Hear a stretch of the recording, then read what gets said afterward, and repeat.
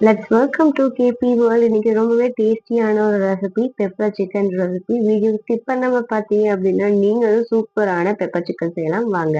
இதுக்கு ஃபர்ஸ்ட் ஒரு கடாய் வச்சுட்டு அதில் கொஞ்சமா எண்ணெய் சேர்த்துக்கோங்க. பெப்பர் சிக்கனுக்கு நீங்கள் கொஞ்சமா எண்ணெய் சேர்த்தாலே போதும். இது வந்து பார்த்தீங்கன்னா ஒரு 10லேருந்து 20 ட்ரை சில்லிஸை நான் இந்த மாதிரி கட் பண்ணி வச்சிருக்கேன்.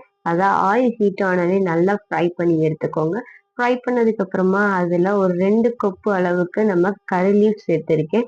அதுக்கப்புறம் ஒரு 20லேருந்து 25 சின்ன வெங்காயத்த நல்லா வந்து இந்த மாரி நைஸா பொடி பொடியா கட் பண்ணி எடுத்துக்கோங்க. ரொம்ப பொடி பொடியா இல்லாம ஒரு நார்மலா கட் பண்ணி எடுத்துட்டு, அதையும் மீடியமா நம்ம வந்து வதக்கி எடுத்துக்கணும். ஏன்னா, அந்த கிரன்ச்சினஸ் இருக்கும்போது சூப்பரா இருக்கும். நீங்க அந்த சிக்கனோட சேர்த்து சாப்பிடும்போது.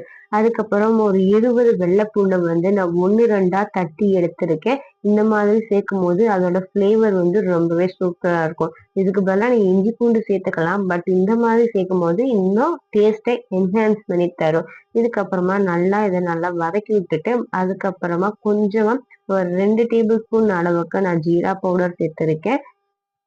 அதையும் நல்லா வாட போக வதக்கிக்கோங்க. அதுக்கப்புறமா அதே மாதிரி 2 ஸ்பூன் அளவுக்கு பெப்பர் பவுடர் சேர்த்திருக்கேன். இது நல்லா மிக்ஸ் பண்ணதுக்கு அப்புறமா நம்ம இதுல சிக்கன் சேர்த்துக்கணும். இதோட பச்சை வாடை போனதுக்கப்புறம். இந்த சிக்கன் சேர்த்துட்டு அதுக்கு தேவையான அளவுக்கு உப்பு சேர்த்துட்டு, அதுக்கப்புறம் இத கொஞ்சமா மிக்ஸ் பண்ணி விட்டுக்கோங்க. இந்த மசாலாஸ்லாம் நல்லா மிக்ஸ் ஆகுற வரைக்கும்.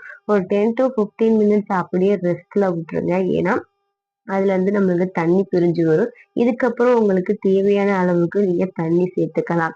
பார்த்தீங்கன்னா, நம்ம கொஞ்ச நேரம் ரெஸ்ட் விட்டதுக்கப்புறம் அதுல தண்ணி பிரிஞ்சு வந்துருச்சு. இதுல வந்து நான் ஒரு 1/2 கப் அளவுக்கு தண்ணி சேர்த்துட்டு, இது நல்லா மிக்ஸ் பண்ணி ரெஸ்ட்ல விட்டுறணும். இத அப்பப்ப கிளறி விட்டுக்கிட்டே இருக்கணும். ஏன்னா, நம்ம தண்ணி கம்மியா சேர்த்திருக்கிறதுனால, இது டக்குன்னு நம்மளுக்கு கீழ அடிபிடிக்கிறதுக்கு வாய்ப்பு நெறையா இருக்கு.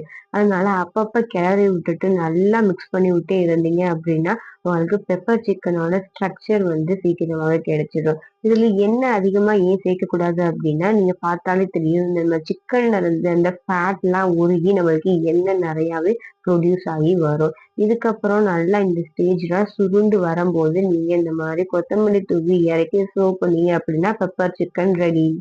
இந்த வீடியோ புடிச்சிருந்துச்சுன்னா நம்ம சேனல சப்ஸ்கிரைப் பண்ணிக்கோங்க. பக்கத்துல இருக்க பெல் ஐகானை கிளிக் பண்ணிக்கோங்க. பாய் பாய்.